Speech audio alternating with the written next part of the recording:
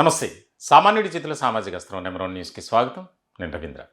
దేశవ్యాప్తంగా సంచలనం కలిగించినటువంటి Telangana phone tapping case ఇప్పుడు చాలా కీలకమైనటువంటి పరిణామాలు చోటు చేసుకుంటున్నాయనే చెప్పాలి. ఏదైతే ఒక ఇంటెలిజెన్స్ వ్యవస్థను గులాబీ పార్టీకి సంబంధించినటువంటి నేతలంతా తమ ఆధీనంలో గుప్పెట్లో పెట్టుకున్నారు. ఆడిందే ఆట, పాడిందే పాట అన్న చందంగా వారి వ్యవహార శైలి ఉంది.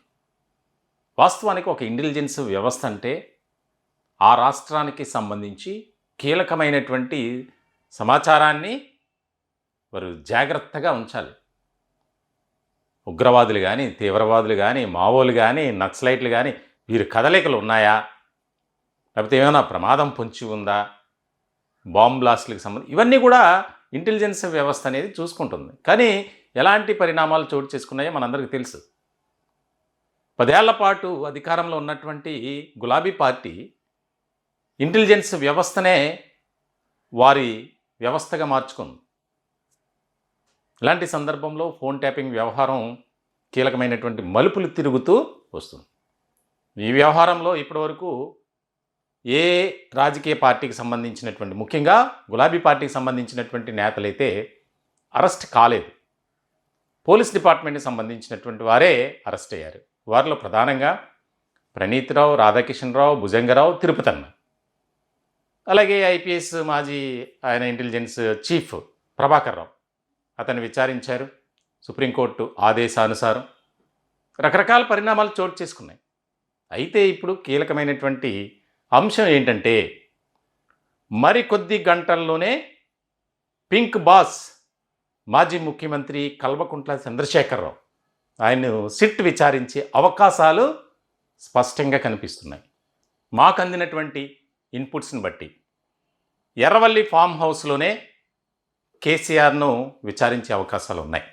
అంటే ఇప్పటి వరకు జరిగినటువంటి పరిణామాలు ఒక ఎత్తు, పోలీస్ డిపార్ట్మెంట్లో అందులోనూ ఇంటెలిజెన్స్ వ్యవస్థలో ఉన్నటువంటి వారిని విచారించారు, కొంతమందిని అరెస్ట్ చేశారు, మరికొంతమందికి ఇంకా నోటీసులు ఇస్తూనే ఉన్నారు విచారణకు హాజరు కావాలని. ఇలాంటి క్రమంలో ఒక పిడుగులాంటి వార్త ఏంటంటే, కేటీఆర్ని విచారించారు, హరీష్ రావుని విచారించారు, తాజాగా బీఆర్ఎస్ మాజీ ఎంపీ సంతోష్ రావు, ముగ్గురిని విచారించిన తదుపరి ఒక కీలకమైనటువంటి సమాచారం రాబట్టారు. ఎలా అందరూ ఊహించిందే, చివరగా పింక్ బాస్ మాజీ ముఖ్యమంత్రి కల్వకుంట్ల చంద్రశేఖరరావుని విచారిస్తారు, ఆ తదుపరి అరెస్టులు జరుగుతాయి. ఇప్పుడు అదే జరగబోతుంది. మామూలుగా అయితే ఒక కీలకమైనటువంటి కేసు, దాన్ని సంవత్సరాలు, నెలల తరబడి విచారణ జరుగుతుంది. అందరూ కూడా ఇంక దీన్ని క్లోజ్ చేశారు అనుకున్నారు. కానీ ఈ వ్యవహారంలో కింగ్ పిన్గా వ్యవహరించినటువంటి పింక్ పార్టీకి సంబంధించినటువంటి నేతలు వారు ఇప్పుడు ఉరుగులు పరుగులు. కొంతమంది ఆ పార్టీలోంచి బయటకు వచ్చారు, మరికొంతమంది ఆ పార్టీలోనే ఉన్నారు. ఇప్పుడు వారంతా ఏ క్షణాన్న ఏం జరుగుతుందో అని ఒక భయంతో, టెన్షన్తో ఉన్నారు. చాలా కీలకమైనటువంటి అంశంగా మారింది ఇది.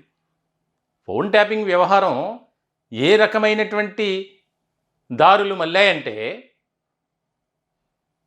వ్యాపారులను బెదిరించడం, అనేక మంది ప్రముఖుల ఫోన్లను ట్యాపింగ్ చేయటం, ఎవరితో మాట్లాడుతున్నారు, ఎవరిని కలుస్తున్నారు, అందులో ప్రధానంగా కాంగ్రెస్ పార్టీకి సంబంధించి, బీజేపీకి సంబంధించి, అలాగే జర్నలిస్టులు, వ్యాపార రంగానికి సంబంధించిన ప్రముఖులు, జడ్జిలు, న్యాయవాదులు, అలాగే సినీ ప్రముఖులు కూడా ఎవరిని కూడా వదల ఈ phone tapping batch Rao and company లాగా ఏ రకమైనటువంటి పరిస్థితులు నెలకొన్నాయి అనేది అనేక కీలకమైనటువంటి అంశాలు ఒక్కొక్కటిగా బయటపడుతున్నాయి. ఇలాంటి సందర్భంలో అందరూ ఊహించారు, ఈ వ్యవహారంలో గులాబీ పార్టీకి సంబంధించినటువంటి నేతలను అరెస్టు చేయాల్సిందే అని. ఇప్పుడు అదే జరగబోతుంది. కేసీఆర్ని విచారించిన తదుపరి కీలకమైనటువంటి పరిణామాలు చోటు చేసుకుంటాయి. అరెస్టులకు సంబంధించి ఒక ముఖ్యమైనటువంటి అంశంగా మారబోతుంది. ఎర్రవల్లి ఫామ్ హౌస్లోనే ఆయన విచారిస్తారు. ఖచ్చితంగా సిట్ అధికారులు కీలకమైనటువంటి సమాచారాన్ని రాబడతారు. ఎందుకంటే అరెస్ట్ అయినటువంటి వారు ఎవరైతే ఉన్నారో, ప్రణీత్ రావు కావచ్చు, రాధాకిషన్ రావు కావచ్చు, భుజంగరావు కావచ్చు, తిరుపతన్న, వీరంతా ఆ సమయంలో ఇంటెలిజెన్స్ వ్యవస్థలో అధికారులుగా ఉన్నారు. సందట్లో సడేమియా అన్నట్లుగా వారికి ఇచ్చినటువంటి ఏదైతే ఒక బాధ్యత అప్పగించారో ఆ బాధ్యతను అంతకు మించి అన్నట్లుగానే చేశారు. తమ స్వార్థ ప్రయోజనాల కోసం ఉపయోగించుకున్నటువంటి సందర్భం. ఎక్కడా కూడా సరే మనకు అప్పచెప్పినటువంటి బాధ్యతను మనం చేయాలి అనేది కాకుండా ఎవరికి ఇష్టం వచ్చినట్లు వారు వ్యవహరించారు. సో ఇలాంటి సందర్భంలో వారిపై అడిషనల్గా కేసెస్ కూడా నమోదయ్యాయి. అందులో ప్రధానంగా రాధాకిషన్ రావు వ్యాపార రంగానికి సంబంధించినటువంటి ప్రముఖులను నిర్బంధించడం, కిడ్నాప్ చేయటం, దొంగ కేసులు పెట్టి అక్రమ కేసులు బనాయించి అరెస్టు చేయటం, వారి వద్ద నుంచి వారి కంపెనీల్లో ఉన్నటువంటి షేర్లను బదలాయించడం, నిర్బంధించి ఇవన్నీ జరిగాయి. పంజాగుట్ట పోలీస్ స్టేషన్లో వందలాది కేసులు ఆయన మీద, అలాగే ఈ గ్యాంగ్ పైన. సో ఇలాంటి సందర్భంలో ఇప్పుడు ఏదైతే కేసీఆర్ విచారణ సందర్భంగా ఆయన ఇచ్చేటువంటి స్టేట్మెంట్ ఉంటుందో చాలా కీలకంగా మారబోతుంది. నాకు తెలియదని చెప్పొచ్చు, కానీ అలా కుదరదు. ఇప్పుడు కేటీఆర్ కానీ, హరీష్ రావు కానీ, సంతోష్ రావు కానీ ముగ్గురు చెప్పింది అదే. దాదాపుగా ఒక్కొక్కరిని 7-8 గంటల పాటు విచారించారు. అందుబాటులో ఉండాలి, మాకు సమాచారం ఇవ్వకుండా మీరు ఎక్కడికి వెళ్ళడానికి వీల్లేదు అని. అంటే ఆల్రెడీ లాక్ చేసేసారు వాళ్ళని. ఏ క్షణాన్న ఎప్పుడైనా సరే అరెస్టు చేసే అవకాశాలు స్పష్టంగా కనిపిస్తున్నాయి. ఇలా అంటే ఫోన్ ట్యాపింగ్ వ్యవహారానికి సంబంధించి కేవలం ఒక్క హైదరాబాదులో మాత్రమే కాకుండా ముఖ్యమైనటువంటి ప్రాంతాల్లో కరీంనగర్ కానీ, వరంగల్ కానీ, నిజామాబాద్ కానీ, మెదక్ కానీ ఇటువంటి ప్రాంతాల్లో కూడా డెన్లను ఏర్పాటు చేశారు. అంటే ఫోన్ ట్యాపింగ్ చేయటానికి వీలుగా అక్కడ ఉన్నటువంటి సాంకేతిక పరిజ్ఞానాన్ని అక్కడ ఏర్పాటు చేశారు. అక్కడ ఇన్ఛార్జీలను నియమించారు. సో ఏ రకమైనటువంటి పరిణామాలకు దారితీసింది ఈ ఫోన్ ట్యాపింగ్ వ్యవహారం అనేది అందరికి అర్థమవుతుంది.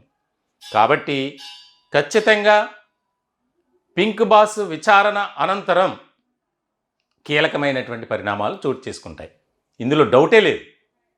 ఎందుకంటే కల్వకుంట్ల కవిత తాజాగా చేసినటువంటి వ్యాఖ్యలు కూడా సంతోష్ రావు ఎవరైతే ఉన్నారో, కేటీఆర్, హరీష్ రావు వీళ్ళంతా కేసీఆర్ చుట్టూ చేరి వారు చేస్తున్నటువంటి అరాచకాలు కానీ, ఆగడాలు కానీ ఇంత అంతా కాదు అని చెప్పి ఆమె డైరెక్ట్గా వచ్చి మాట్లాడారు.